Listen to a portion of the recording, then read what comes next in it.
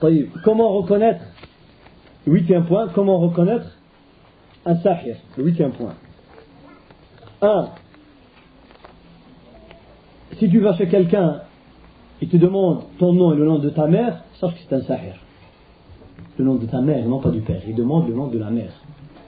Ça, c'est une chose qui est connue chez les Sahara. Il demande le nom de la mère. Ça, c'est un signe. 2. Je vais vite. S'il demande un vêtement de la personne concernée, il dit apporte-moi un vêtement, un t-shirt, une chemise, un pantalon, etc., etc. Sache que c'est un sahir. 3. Pourquoi? Parce qu'il va les utiliser pour la sorcellerie. Il y a des méthodes qu'ils utilisent pour la sorcellerie. Des paroles et des méthodes avec des nœuds et mesurés, etc. pour faire de la sorcellerie. Je ne suis pas un sorcier. 3. Troisième signe, s'il te demande après la séance, bien sûr après qu'il a demandé de l'argent, s'il te demande de sacrifier un animal, et ça c'est une chose qui est connue, il te demande, il te dit, en vérité c'est pour remercier qui? Shaitan, le djinn. Alors qu'est-ce que Shaitan exige du sorcier? Il lui dit, demande à ton client d'aller égorger une bête, un animal, un coq ou un mouton, et en général il demande la couleur noire, et ne dit pas Bismillah, ne prononce pas Bismillah, parce que Shayatin mange la viande où il n'y a pas Bismillah, tu n'as pas prononcé Bismillah. Et 2 fois, il te demande même d'aller jeter cet animal dans un endroit bien déterminé. Des fois la couleur est déterminée, et des fois c'est l'endroit aussi qui est déterminé. Et souvent c'est dans des endroits désertiques où il n'y a personne. Pourquoi? Parce que là, il y a ces shayatines qui viennent prendre cette bête pour la manger. 4e signe, et des fois ils utilisent le sang de cette bête, le sorcier utilise le sang de cette bête pour envoûter la personne. 4e, si tu vois la personne en train d'écrire des talismans, des phrases que tu ne comprends pas, des signes, des tableaux, et malheureusement je n'ai pas eu l'occasion d'apporter des exemples, vous les aurez vus, Inch'Allah, pour une autre fois. Vous allez voir des tableaux, des signes, qu'est-ce qu'ils mettent et comment. C'est la méthode utilisée aussi, c'est un signe, comme quoi c'est un sorcier. 5e, s'il te demande de rester isolé à l'écart des gens pendant une certaine période. C'est la période, comme le médecin te dit, tu prends ce médicament pendant 15 jours, mais de préférence tu restes dans ton lit, loin des gens, etc., parce que tu as besoin du repos. Alors le sorcier te demande d'être à l'écart des gens, rester seul, avec shayatin ou l'iyadu billah. Et même ils disent des fois dans une pièce où il n'y a pas de lumière.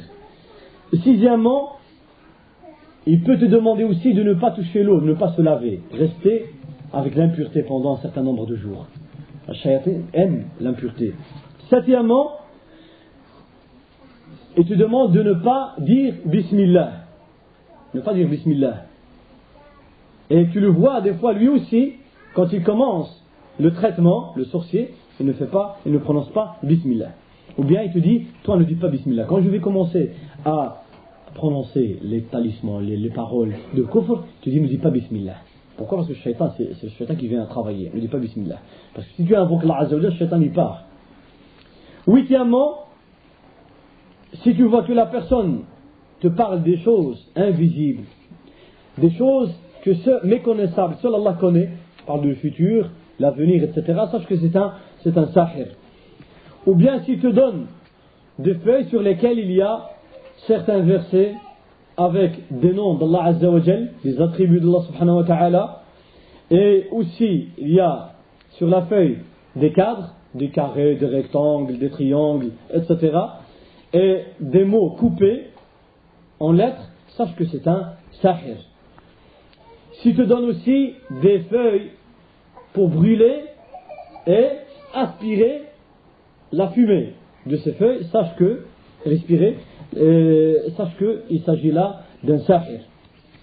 Ou bien s'il te donne des choses qui te dit tu dois les enterrer quelque part, les mettre dans la terre quelque part, sache que c'est un sahir. Inch'Allah vite. Le 9e, comment Sahir fait appel au shayatin. Comment il travaille Sahir? comment il arrive à prendre contact avec le djinn, comment il arrive à travailler avec shayatin et à faire appel aux shayatin. De un, il doit commettre, dans certains cas, il doit commettre des actes de shirk et de kufr billah subhanahu wa ta'ala. Pour que shayatin puisse travailler pour lui. Ne travaille pas gratuitement, fils billah. Shaytan il te dit, écoute, tu veux devenir un sorcier? Pas de problème. Tu ne dois pas attendre 2 mois, ou bien passer à la commune, légaliser les papiers. Non. Directement, tu veux? Pas de problème. Tu sais ce que tu as à faire? Maintenant, tu dois faire un acte de mécréance, maintenant. Comme quoi, par exemple, insulter Allah. Par exemple, insulter Mohammed sallallahu alayhi wa sallam. Exemple, te prosterner devant moi. Le shaitan, c'est lui qui lui parle. Parce qu'il vient, soit sous forme d'un chien noir, d'un animal, il vient dans la chambre où il y a le sorcier. Celui qui veut devenir sorcier. Il vient sous forme d'un animal, couleur noire en général, comme a dit le prophète sallam, al-kalbul aswadu shaitan, le chien noir est un shaitan, parce que souvent le shaitan prend cette couleur, eh bien, alors il te demande de te prosterner devant lui, ou bien il te demande carrément de mettre le Coran dans ses chaussures, marcher dessus et rentrer avec dans les toilettes. Ça c'est les degrés les plus élevés chez le sorcier. Donc les généraux, le Sahara, c'est ceux qui commettent cette grande mécréance. Alors quand le sorcier aura fait cela, eh bien Shaitan lui donne quelqu'un qui travaille pour lui, ou bien Shaitan lui-même travaille pour lui. Et il peut aussi travailler pour lui quand le sorcier aura commis un acte de mécréance en jurant par Shaitan. Au lieu de jurer par Allah, il jure par Shaitan. Ou bien par le chef de la bande de shayatin dans le camp, dans le village ou dans la ville, etc. 2. De faire des sacrifices pour le djinn. Le sorcier, des fois, fait des sacrifices, comme ceux que je viens de citer là tantôt, eh bien il fait des sacrifices pour que Shaitan puisse travailler pour lui. Donc quand il fait des sacrifices pour Shaitan, il aura commis un acte de shirk. Alors là, Shaitan, il est content de lui, il travaille pour lui. Et le prophète me dit, La'anallahu dans Sahih Muslim, La'anallahu man zabaha li ghayrillah.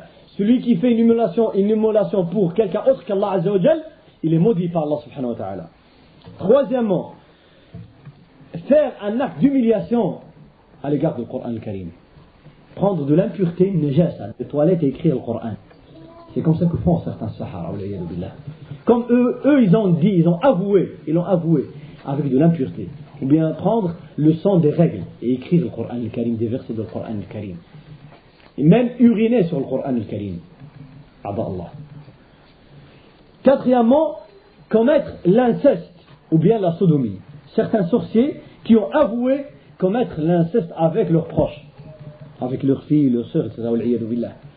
Pour que Shaitan, il travaille avec lui, il travaille pour lui, pour son compte, et doit commettre les pires des péchés et des actes de mécréance. Pour ne pas prendre les choses à la légère comme le font les musulmans aujourd'hui, tu trouves une sœur avec le hijab et malheureusement, je le dis bien, la plupart des gens qui vont chez les sorciers, ce sont les femmes. Avec des statistiques, ce sont les femmes.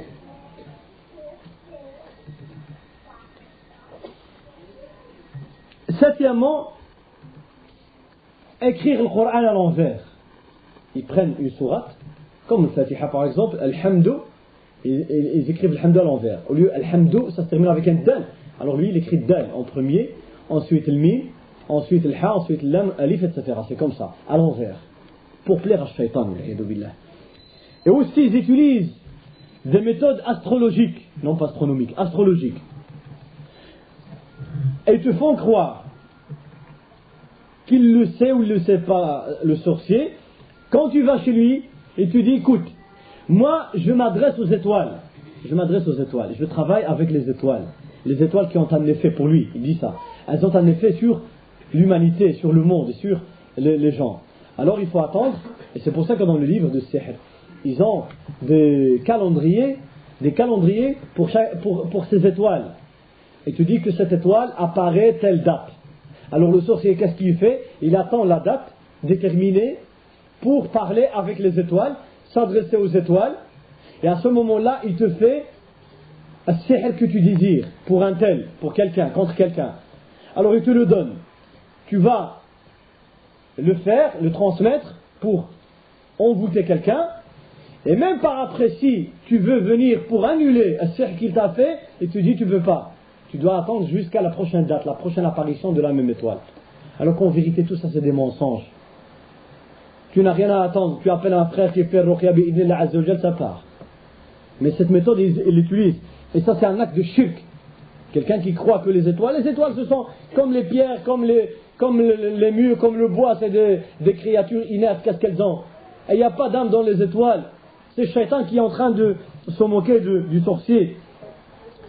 Neuvièmement, ils utilisent aussi la méthode qui est connue, comme a cité le frère, le cheikh Wahid Abd Salam Bali dans son livre As-Sarim al-Battar, qui est traduit en français, l'épée tranchante, dans laquelle il y a des choses qui sont très importantes, mais il y a beaucoup de choses qui s'agit juste de l'expérience, de son expérience à lui. On ne veut pas dire que ça c'est du Coran ou Sunna, c'est son expérience. Ce qu'on appelle tariqat al-kaf. Le sorcier appelle un enfant, fait appel à un enfant, et lui dessine sur sa paume, la paume de la main, un triangle, un rectangle ou un carré, sur lequel, au-dessus, à droite et à gauche et au-dessus et en dessous, il écrit des paroles de l'kufr pour faire appel au shayatin. Et il prend un bout de papier sur lequel il écrit des talismans, des paroles pour faire appel au shayatin. Il la met sur le front de l'enfant. Mais puisqu'elle va tomber, cette feuille elle va tomber, il lui met un chapeau dessus. Comme ça, le papier reste comme une casquette. Comme ça. Et l'enfant a l'autre dessin sur sa main. Et ensuite il couvre tout le visage de l'enfant, donc ce qui fait que l'enfant ne voit rien, tout est noir. Alors, le sorcier commence à prononcer des paroles de shayatin. Il appelle shayatin, al-kufr et shirk. Et tout d'un coup, l'enfant commence à voir clair à l'intérieur. Elle voit comme une TV, comme un écran. Il voit des personnes, il voit des images, il voit des scènes. Et on utilise ça souvent pour chercher quelque chose. Quand quelqu'un va chez le soeur, il dit j'ai perdu quelque chose, j'ai perdu un enfant, etc. Alors il lui dit, il le voit, il lui dit il est à tel endroit, ou bien tu le trouveras, etc. Donc ça c'est une méthode qu'ils utilisent aussi, c'est as-sahara alayhim la'inullah. Le 10e et l'avant-dernier point, des exemples de formes de sihr. Pourquoi, dans quelle forme, ou bien sous quelle forme utilisent-ils le sihr? Ils utilisent le sihr pour la chose la plus courante, comme a dit le Coran al-Karim, c'est pour séparer le couple. Et ils utilisent plusieurs manières, soit en te demandant des vêtements du mari pour lui faire sihr, ou bien on te met sihr sous forme de poudre devant la porte, ou bien dans la nourriture, ou bien dans l'oreiller, et des fois c'est même Shaitan lui-même, djinn dans certains cas, c'est lui qui le met dans l'oreiller. Il le met, lui-même il le met. Et des fois on te met une sorte de sihr dans de l'eau, et on vient déverser l'eau devant ta porte ou bien sur ta voiture. Comme ça, dès que tu traverses l'endroit, le Shaitan directement te procède. Tu seras envoûté. Et comment reconnaître ce genre de sihr? Eh bien, c'est connu. Le signe, je cite. En bref, le symptôme qui est le plus connu, c'est quand tu vois un changement brusque chez l'homme ou bien chez la femme. Subhanallah, le couple, on s'entendait bien, mashallah. Du jour au lendemain, tu vois un changement, comme on dit, 360, 180. Tout à fait de l'autre côté. Le mari qui ne veut plus voir son épouse. Il ne veut plus la fréquenter. Il ne veut plus lui parler. Chaque fois qu'il est en dehors de la maison, mashallah, il est content. Il veut voir son épouse. Il veut rentrer chez lui. Mais dès qu'il arrive à la porte, devant la porte, subhanallah, il change, il devient nerveux, en colère, il veut sortir. Ou bien, le même symptôme chez la femme. Ça, c'est un signe clair qu'il y a quelque chose entre les deux. Bien sûr, je parle en général. C'est possible qu'il y ait quelque chose d'autre, mais c'est rare. Deuxième forme de sihr, c'est le contraire. Le cas contraire, c'est de faire aimer deux personnes l'une pour l'autre. Parce que des fois, dans certaines familles, on dit que pour que la femme ne quitte pas son mari, ou bien le mari ne quitte pas sa femme, eh bien on va leur faire un sihr. Ce qu'on appelle, ce que le prophète m'a cité dans le hadith, at-tiwala, inna ruqa, wa at-tiwalata, inna tama'ima, wa at-tiwala, inna ruqa, wa at-tama'ima, wa at-tiwalata shirk. At-tiwala, c'est le sihr qu'on fait pour faire aimer deux personnes l'une pour l'autre. C'est un sihr, que ce soit sous forme de poudre, ou bien on la met dans l'oreiller, ou bien dans du parfum, le parfum du mari, ou bien devant la porte, etc., ou bien dans les vêtements. Eh bien, c'est un sihr qu'ils mettent pour faire aimer l'homme pour sa femme, et vice-versa. Mais subhanallah, al-jaza'u min jins al-amal. Dans certains cas, subhanallah, une femme qui a été faire de sihr pour se faire aimer par son mari, Allah Azza wa Jalla l'a puni, c'est que le sihr a fait sa fonction à l'envers. Il a marché à l'envers. Son mari l'a détesté encore plus. Al-jaza'u min jins al-amal. Comment reconnaître ce genre de sihr, de tiwala? Eh bien, quand vous voyez que l'homme obéit à sa femme aveuglement, elle lui dit casse ce mur, il le casse. Il dit assis-toi, respire pas. Il dit, demain tu dois pas aller chez tes parents, il n'y a rien à dire. Parle pas. Il y a des cas, moi je connais des cas comme ça, subhanallah. Elle lui dit tu restes, il reste. Tu bouges pas, il bouge pas.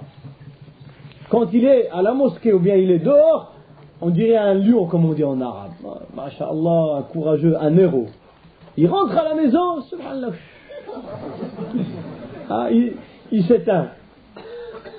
Ça c'est un signe qu'au cas, c'est pas normal. C'est pas normal, il y a quelque chose. Surtout obéir aveuglement, même dans le péché. Certainement il y a quelque chose, subhanallah. Troisième forme, c'est la forme que j'ai citée avec Moussa et avec Mohammed sallallahu alayhi wa sallam.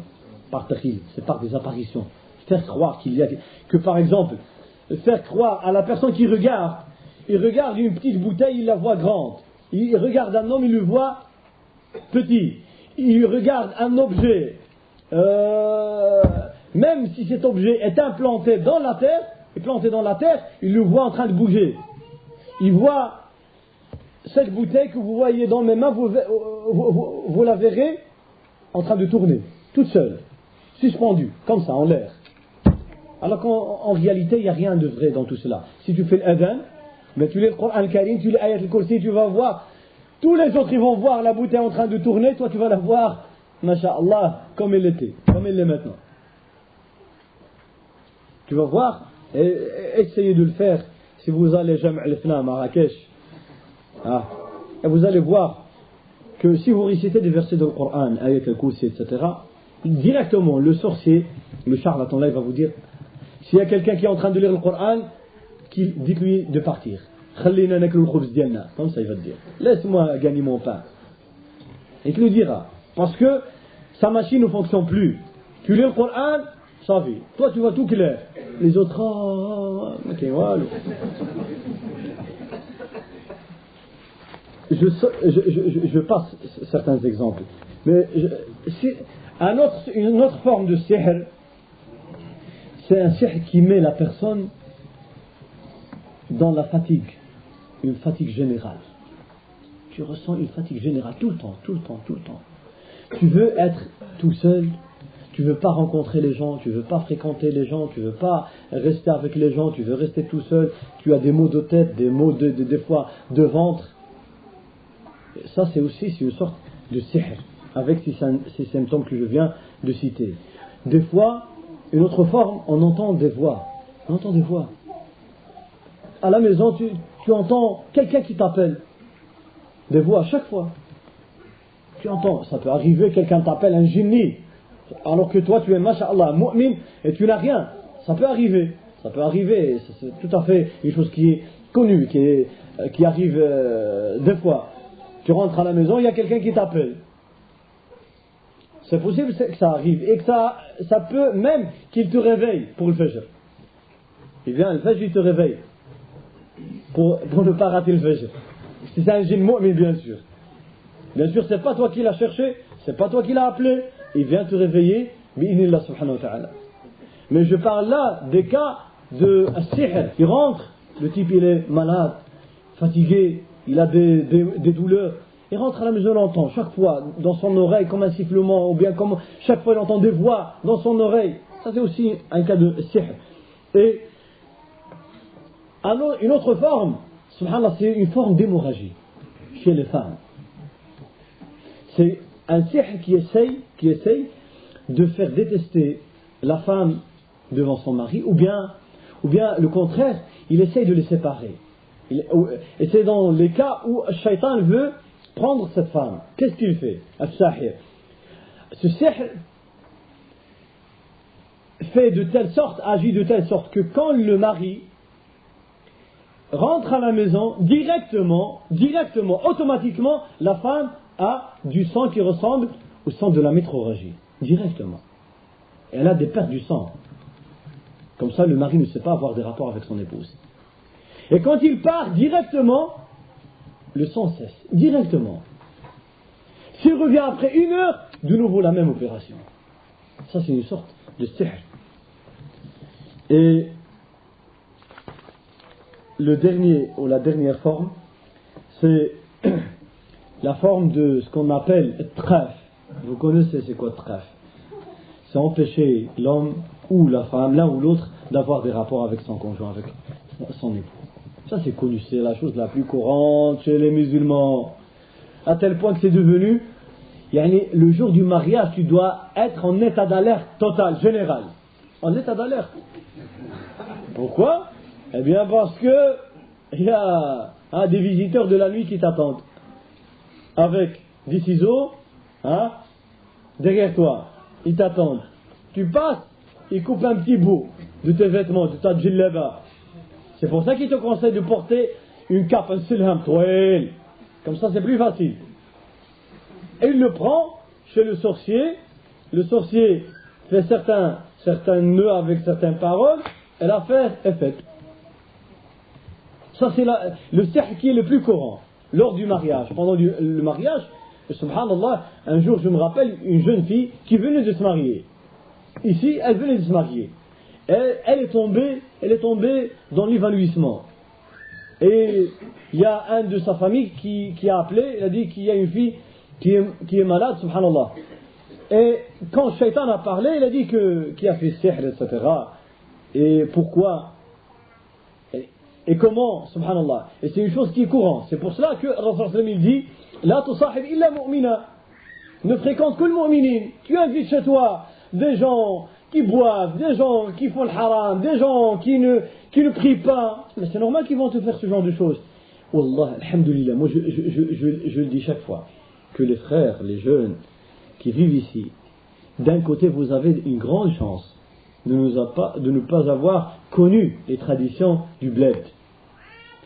Il y a des traditions incroyables. La nuit des noces, il y a 7, 8, 10, 15 femmes qui attendent juste à côté de la porte. Ça finit. Masaïb. Moi, pour ceux qui n'ont pas compris, je crois que c'est mieux. Mais là, il faut faire attention. Pour ce genre de cas, il faut faire attention que ne pas confondre sihr avec l'impuissance. Pas confondre les deux. Des fois, le type, une fois qu'il a la première nuit, il a des problèmes de l'impuissance, ça peut arriver, subhanallah. Qu'est-ce qu'il fait directement? On m'a fait quelque chose, sihr. La tariq. Tu le vois, skin angoissé, sihr, tu essaies de le mettre à l'aise, de lui parler, de lui parler du Coran Karim, d'Allah Azza wa Jal, que normalement, toi tu n'as rien, tu es tu pries, tu es une femme qui prie, alhamdulillah, il ne faut pas penser à ça, etc. Essaie de lui donner confiance en lui-même d'abord. Et essaie de voir les symptômes, est-ce qu'il s'agit vraiment de sihr ou pas. Ensuite, tu peux lui lire un peu de Coran pour voir qu'est-ce qu'il y a. Mais sinon, Tu lui dis va voir le médecin, va voir le médecin. C'est une maladie organique ou bien va voir le médecin, te donne des conseils, etc. Donc il ne faut pas confondre l'impuissance et l'incapacité et le sihr. Il ne faut pas les confondre, il faut demander toujours des conseils. Le dernier point, comment se soigner de sihr? Comment se soigner de sihr? Le premier principe, la première règle, c'est d'avoir, pour se soigner de sihr, il faut d'abord avoir une croyance qui est solide, qui est correcte en Allah Azza wa Jal. Que seul Allah subhanahu wa ta'ala est capable de tout. Qu'Allah ta'ala, si il t'a donné un mal ou une maladie, c'est une épreuve par Allah Azza wa Jal. C'est une épreuve par Allah subhanahu wa ta'ala. Donc c'est vers lui que tu dois aller. Et c'est auprès de lui que tu dois chercher refuge chez Allah subhanahu wa ta'ala. Donc avoir une croyance qui est ferme, et qui est correcte et qui est claire, où il n'y a pas de mensonge, il n'y a pas de mystère, on n'a pas de mystère dans notre aqidah, alhamdulillah. Elle est claire. La ilaha illallah, Muhammad Rasulullah. 2. As-sabr. Montrer as-sabr et l'endurance. Fais preuve de sabr et d'endurance. C'est pas parce que tu as été envoûté, ou l'iyadu billah, la qaddar Allah. C'est pas pour autant que tu vas aller directement être angoissé et aller chercher des solutions dans le haram. Non, sabr. Même si ça prend un peu du temps, ça peut prendre du temps des fois. Des fois ça peut prendre des mois et des années, dans certains cas. As-sabr alayka bis-sabr. Parce que si tu montres sabr, tu fais preuve d'endurance, Allah Azza wa Jal te donnera, te récompensera ici-bas et dans le delà. Fais montrer et fais preuve d'endurance et de patience. Troisièmement, c'est de faire tawbah. Faire tawbah. Si tu as quelqu'un dans la famille ou un proche ou un ami qui est envoûté, dis-lui de faire tawbah. Après ce que je viens de dire, il doit faire tawbah. Car Shaitan, il t'attaque à cause des péchés. À cause des péchés que tu fais. C'est à cause de nos péchés que nous devenons faibles et Shaitan devient fort. Et que le sorcier devient fort. Pourquoi Sahara, les sorciers? Pourquoi ils n'ont rien su faire contre les milliers de Sahaba? Comme j'ai dit, à part des exemples d'épreuves. Pourquoi? Parce que ces gens-là faisaient tawbah si jamais ils tombent dans al-khata ou bien dans al-ma'siyah. Quatrièmement, faire beaucoup d'invocations en priant Allah subhanahu wa ta'ala. Quelqu'un qui est envoûté, elle doit faire dua tout le temps. Jour et nuit, dans les prières, en dehors des prières. Qiyam layl, doit faire dua. Et qu'il soit certain qu'Allah ta'ala exaucera ses vœux. Et non pas quand on voit une étoile filante, fais ton vœu. Non, c'est qiyam layl, as-salah. Ça fait partie du shirk. As-salah, dua. Le prophète sallallahu alayhi wa sallam, dans Sahih Bukhari, ça c'est une sunna du prophète sallallahu alayhi wa sallam. Quand il a été envoûté alayhi sallam, qu'est-ce qu'il a dit à Aïcha?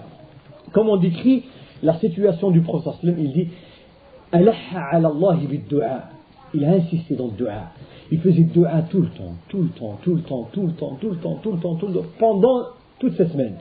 Jusqu'à ce que, à la fin, Allah Ta'ala lui a envoyé les deux anges, sous forme humaine, qui sont venus, l'un près de la tête du prophète, l'autre près des pieds. Ils ont dit, c'est lui qui a été envoûté.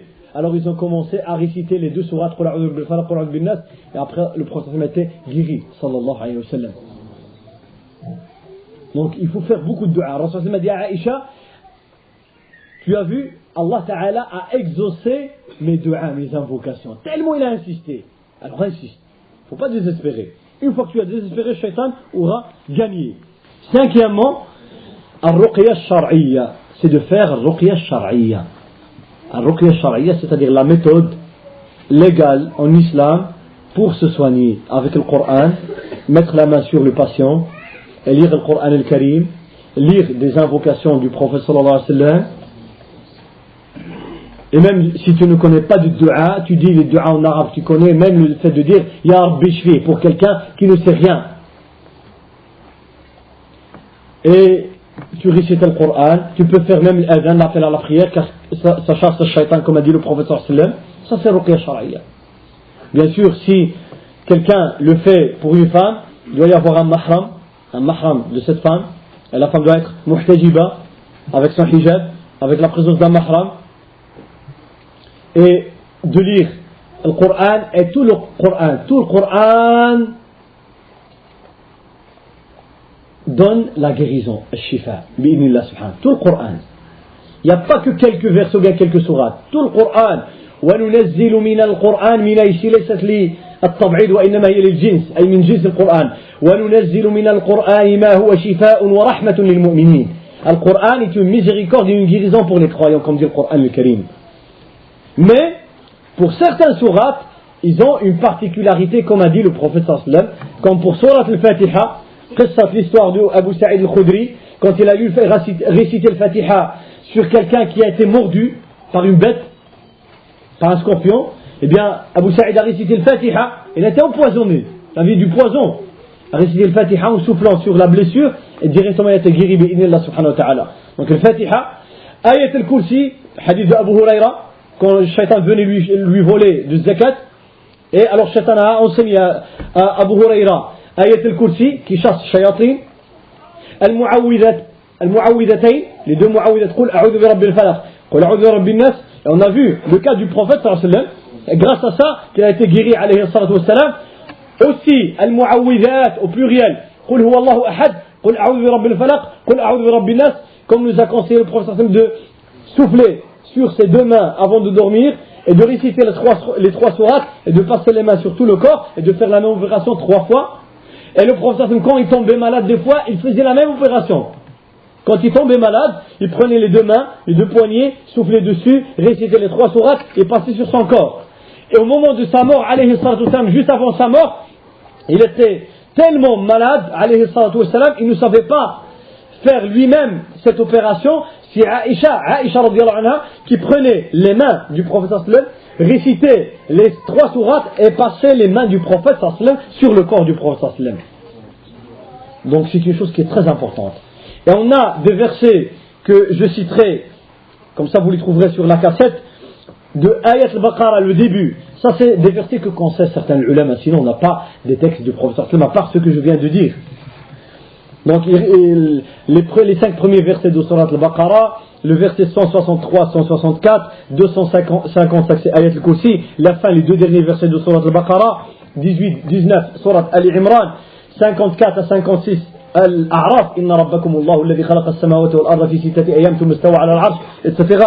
117, 122 وأوحينا إلى موسى أن ألقي عصاك, etc. Yunus 81, 82, Taha 69, Al-Mu'minun 115, 118, As-Saffat, le début de As-Saffat, 10 premiers versets, Al-Ahqaf. Donc ces versets, ces sourates ont été essayées par beaucoup de ulama et elles ont un grand effet. Mais sinon le Coran tout entier est un shifa, est une guérison. Al-Ahqaf 29, 32, Ar-Rahman 33, 36, Al-Hashr 21, 24, Al-Jinn, les 9 premiers versets, Al-Mu'awwidat que je viens de citer, et aussi les invocations Ad'iyah du prophète. بسم الله الذي لا يضر مع اسمه شيء في الأرض ولا في السماء وهو السميع العليم 3 fois. أعوذ بكلمات الله التامة من شر ما خلق 3 fois. أعوذ بكلمات الله التامة من كل شيطان وهامة ومن كل عين لامة. أعوذ بكلمات الله التامات التي لا يجاوزهن بر ولا فاجر من شر ما خلق وذرأ وبرأ ومن شر ما ينزل من السماء ومن شر ما يعرج فيها ومن شر ما ذرأ في الأرض ومن شر ما يخرج منها ومن شر فتن الليل والنهار ومن شر طوارق الليل إلا طارقا يطرق بخير يا رحمن. أعوذ بكلمات الله التامات من غضبه وعقابه ومن شر عباده ومن همزات الشياطين وأن يحضرون. اللهم رب الناس أذهب البأس اشف وأنت الشافي لا شفاء إلا شفاءك شفاء لا يغادر سقما 3 fois. Bismillah, Bismillah, Bismillah 3 fois, et tu mets la main sur l'endroit qui te fait mal et tu dis 7 fois A'udhu bi'izzatillahi wa qudratihi min sharri ma ajidu wa uhadir. Tout cela ce sont des invocations parmi d'autres du prophète sallallahu alayhi wa sallam. Le 6e moyen de se soigner de as-sihr, c'est le fait de dire tout le temps les invocations le matin, le soir, avant de sortir, avant de dormir, avant de se réveiller, quand on se réveille, etc. Aussi faire beaucoup de pratiques et de bonnes actions. 9e, on peut utiliser al-habbatu sauda, le cumin, la graine du cumin noir, al-habba sauda. On peut l'utiliser, comme a dit le prophète, al-habbatu sauda شفاء من كل داء, dans une autre version فيها شفاء من كل داء إلا السام. Il y a dans cette graine du cumin noir une guérison pour toutes les maladies, excepté la mort. As-sam, c'est la mort. Elle n'a pas de remède. Alors, on peut utiliser le habba sauda, c'est une graine qui est bénie par Allah subhanahu wa ta'ala, mais attention, il faut l'utiliser avec des doses déterminées. Boire 2-3 fois par jour les cuillères à café.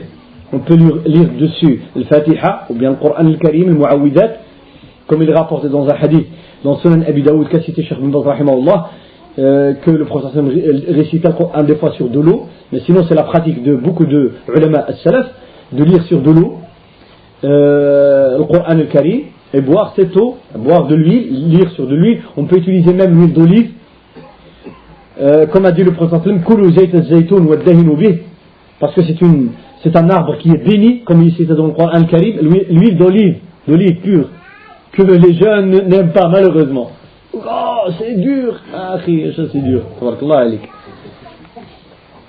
Mais attention les doses de l'habba sauda. Attention les doses. Ne fais pas comme le frère. Quand on lui a cité ce hadith, il a été ici dans une librairie, il a acheté toute une bouteille et directement il a bu toute la bouteille. 10 minutes après, 6 heures de pape pour nettoyer l'estomac. Il faut faire attention. Les doses, faire attention aussi la date. Très attention. La date, le produit ne doit pas être périmé, sinon ça devient une matière toxique. Faites attention. Parce qu'il y a des spécialistes dans la falsification des dates. Des spécialistes. Ils achètent les bouteilles de l'habba sauda et quand il y a encore dans le stock des bouteilles et la date est périmée, ils mettent une étiquette dessus. Faites attention. Ou bien ils barrent avec un marqueur. Faites attention. Ils doivent taqillah azza wa jal. On peut utiliser aussi, comme il est rapporté de certains savants de salaf, as-sidr, waraq as-sidr al-akhdar. C'est des petites feuilles de à peu près 1 cm, et même des fois moins, des petites feuilles de sidr. C'est une plante épineuse qui a des épines, elle a des petites feuilles, sidr. Certains salafs la pratiquaient, ils prenaient 7 feuilles vertes, non pas sèches, vertes, ils les broyaient entre 2 pierres, les broyaient, et versaient de l'eau sur ces feuilles, ensuite récitaient sur tout ce produit du Coran, des versets de Coran avec des invocations, et utiliser cette eau pour boire et pour se laver avec pendant quelques jours. Et ça a marché dans beaucoup de cas, bi'idhnillah subhanahu wa ta'ala. On peut utiliser aussi le hijama, la saignée, même pour sihr, la saignée. On met des petits verres ici sur la nuque, ou bien sur le dos, sur le pied, ça dépend des endroits, pour faire sortir les matières toxiques dans le sang. Ça peut servir même contre sihr, comme a dit Ibn al-Qayyim rahimahullah dans son livre Zad al-Ma'ad, et en citant le hadith du prophète dans Sahih Muslim, khayru ma tadawaytum bihi al-hijama. La meilleure méthode que vous avez utilisée, pour se soigner, c'est la saignée, comme dit le prophète al-hijama. On peut utiliser aussi pour se soigner de sihr, c'est le fait de chercher l'endroit où un sihr est caché. Si on vous a mis un talisman dans l'oreiller, on essaie de chercher dans les oreillers, dans la cave, derrière les portes, etc. Si on arrive à le trouver. C'est pour ça que des fois, quand on fait ruqya à quelqu'un qui est envoûté, et quand le djinn parle, la personne elle est entièrement dans l'inconscience, c'est le shaitan qui parle à sa place, même si vous frappez la personne, elle ne ressent rien du tout, elle ne sait pas ce qui se passe autour d'elle, à la fin quand elle se réveille, elle ne sait rien de ce qui se passé. Alors, quand vous demandez à djinn, il vous dit, as-sihr, quand bien sûr, vous lui faites du mal, il dit que le sihr se trouve à tel endroit, par exemple, dans la cave, ou sur le toit, ou dans tel endroit, et vous envoyez quelqu'un, et il le trouve là-bas. Donc, dans certains cas, si on arrive à trouver l'endroit de sihr, on prend le sihr et on le brûle, ou bien on le met dans un trou par terre, dans la terre, on l'enterre dans la terre.